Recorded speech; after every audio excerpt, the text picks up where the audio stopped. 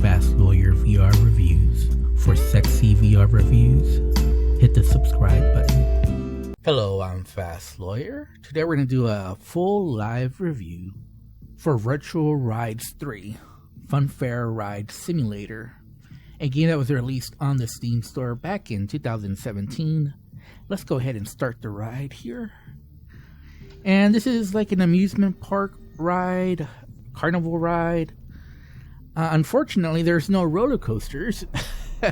I was surprised. I thought there'd be at least one roller coaster ride, but there isn't. But a lot of these are, like I said, amusement park, carnival type ride experiences. And this one in particular is called Salsa. And this is one of my favorite rides. It is one of the DLC. So, Virtual Rides 3 released on the Steam store back in 2017. And it got VR support. I don't know if it was upon release or sometime after, but it wasn't really good. And then they did an update to improve it, and this is what we have right now. Which I don't know if you can tell, Salsa is kind of one of the better rides in VR because of the way it's configured. You see you have like a little top, and that prevents you from seeing the whole warehouse. So the thing about VR, unlike the normal non-VR part of this game, is that you're actually experiencing these rides, but in a warehouse. That's one of the drawbacks from the VR experience. And a lot of people have pointed this out as far as negative reviews for this experience, is that these rides, while they're fun, and I really like these rides, the fact that they happen in this nondescript warehouse, and the warehouse has poor lighting. That was the ride, by the way. A lot of these rides are very short, just a few minutes long. Let me go ahead and change camera view so you can see what the ride looks like from. And let's go ahead and let's change rides. I'll be right back. Okay, we're back. This is Fast Lawyer, and this is one of the non-DLC rides. I forgot the name of it. I think it might be like The Swing or Full Swing. But this is one of the rides that comes with the main game, and you can change camera. That's what I'm doing right now. I'm actually outside the ride. Let's go ahead and let's change camera to be on the ride itself. And one of the drawbacks from this game, besides the fact that it's in this warehouse, and you can see this is a gray nondescript warehouse versus having like an open sky and having like an actual horizon. And that does take away some of the immersion of this amusement park experience. You know, you don't have fellow customers, fellow people riding this experience with you. And you're in this nondescript warehouse. And another big negative is that, as you might be able to tell, maybe you're not, I'm having to use keyboard and mouse for the experience. So, unfortunately, motion controllers are not supported. You have to use keyboard and mouse, and not only do you have to use keyboard and mouse, but you have to use it in the desktop view. So you're kind of flying blind when you're playing this game. Now, I'm able to do it. I'm a VR veteran, so flying blind, having to use keyboard and mouse while you're not able to see anything is something I'm used to. I'm able to sneak a peek on my Meta Quest 2 VR headset because there is a little bit of a light bleed, and I'm able to peek through if I just readjust my headset just a little bit. And I really enjoy these rides, but like this is a good example. If I had a skyline and I actually had an actual horizon while being on this ride would be a lot more immersive. But instead, I'm in this nondescript warehouse, and not only is it nondescript, but the lighting is pretty bad.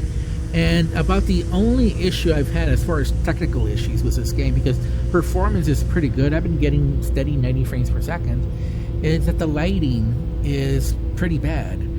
As you can tell, it's kind of a little bit too dark, which doesn't make sense since you're inside a warehouse. But you'll also notice some visual glitches. The shadows, the lighting will flicker, they'll come in and out, and it kind of takes away some of the immersion. So not only are you in a nondescript warehouse that takes a lot of the immersion away, but you also have some baked-in lighting issues. Although the trade-off is that performance optimization is pretty good. There really is no issues with performance. But like I was saying, I bought the total package for under $30. The DLC, each of them is $6. So this is a premium, pretty expensive experience given what it is. Keep in mind, a lot of these virtual rides, a lot of these Funfair rides in VR tend to be more expensive than your normal non-VR, than your other types of experiences in VR, which is the same thing in non-VR. Let's go ahead and let's experience something else. I'll be right back. Okay, we're back, and this time we're gonna get on the casino swing. And again, we're in this nondescript warehouse. Let's go ahead and let's change camera and get inside the ride. Now you can recenter camera. Let's start the VR experience. And obviously if you move around, you'll notice some visual glitches. Some of the rides have obtrusive parts that kind of get in the way of your vision. And so you can really tell that this experience was created for non-VR, and kind of later after the fact, it was ported to VR. So it doesn't always translate the best. But the reason I keep calling this as a premium experience is because these are some of the most fun rides in VR, even with all the issues I've mentioned so far. And plus the visuals are, I'm not going to say are great, but are really good. This is among the best looking VR fun rides, amusement park rides, carnival type rides in VR. There really isn't another experience that has this many rides, all high quality, all fun to get on. The only real comparison I can think of, with this amount of rides and with visuals that aren't totally cartoony, would be No Limits 2. But No Limits 2, I believe, is, unless I'm mistaken, if I remember correctly, because it's been a while since I played it. I think it was back in 2018 since I last played it. But I believe it only has roller coasters. So there's lots of differently designed roller coasters. And unfortunately, this one doesn't have a roller coaster, which is a negative in my opinion. But it does have enough different types of rides, and they're all fun. All the rides are high quality. Obviously, there's some rides that enjoy it more than others, but for the most part, a lot of the rides are high quality. And I think if you're paying close attention to this ride, it's an amazing ride. But you'll notice some light flickering, some shadows flickering. And again, being in this nondescript warehouse really takes a lot of the fun. So the negative so far, like I've mentioned, you're in a warehouse, not good. The lighting issues, not good. And motion controllers are not supported. So you don't see your VR hands or anything. However, the positives make this a premium experience regardless. So this looks better than most VR amusement park rides or roller coasters. The visuals here are, I would say, even better than No Limits 2.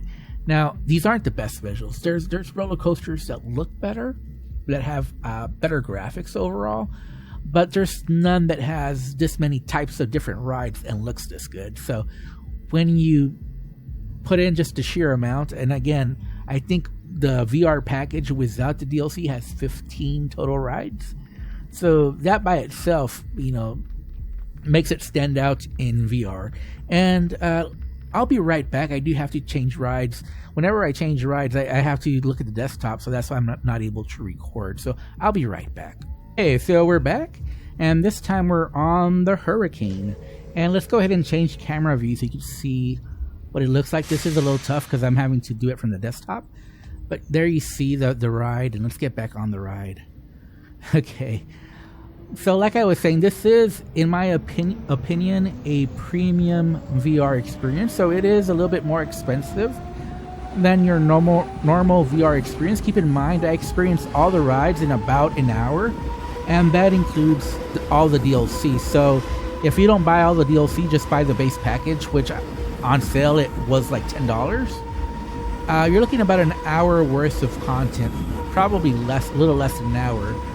to ride all the rides one time. Now, obviously, you're going to be on the ride several times, and this is something that you can showcase to family and friends.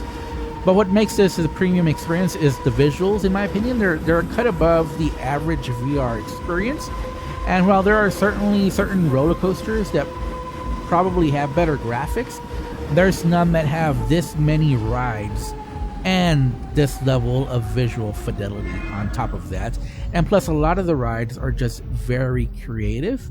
But as you noticed, this ride was pretty short. In fact, let's do the ride one more time, because the ride is over and I definitely want to try again. This is what makes the VR experience special, is that you can just press a button and get right back on the ride. In real life, you obviously have long lines and you have to pay for the ride. So I like roller coasters in real life, but I don't like big crowds. I don't like long lines, and it can get pretty expensive if you want to get on a bunch of rides. So what I really like is, again, the visuals. The rides are high quality. They're based on real life counterparts. So overall, if you can look past the fact that this is in a gray warehouse, if you can look past the fact that, motion controllers are not supported, so you're having to click on the desktop view just to start the experiences. If you can look past those issues, along with some of the lighting issues, I think like this is too dark. The lighting really should be a lot better. That's probably the number one thing they could fix right away without too many issues. But if you can look past those issues, this is one of the better amusement park rides, Funfair rides, carnival rides type experiences. So if you're a fan of roller coasters, if you're a fan of amusement parks in VR, then this is a must buy in my opinion. And if I have to rate it, I would give it a 7 out of 10. Keep in mind, like I said, if you ride all the rides one time, you're looking about less than an hour. And if you buy all the DLC, probably just a little bit over an hour. So, the rides are pretty short. Some of them, like this one, was very, very short. Probably like a minute and a half, maybe. But some of them are like 3 minutes long. This is premium. So I'm going to rate this a 7 out of 10. I think it is a must buy for VR roller coaster fans, VR amusement park fans. But it's definitely not for everyone, because it does have some pretty big negatives. Anyways, I'm Fast Lawyer. This has been my full live review and gameplay for Virtual Reality Rides 3. The rides that I chose were pretty representative of what you can expect. So it's not like I chose only the best rides or only the worst rides. I think I picked a fair selection of the rides for this review and gameplay. Anyways, I'm Fast Lawyer. Hope you enjoyed this video. If you did, don't forget to like, comment, and subscribe. And as always, have a wonderful day. Goodbye.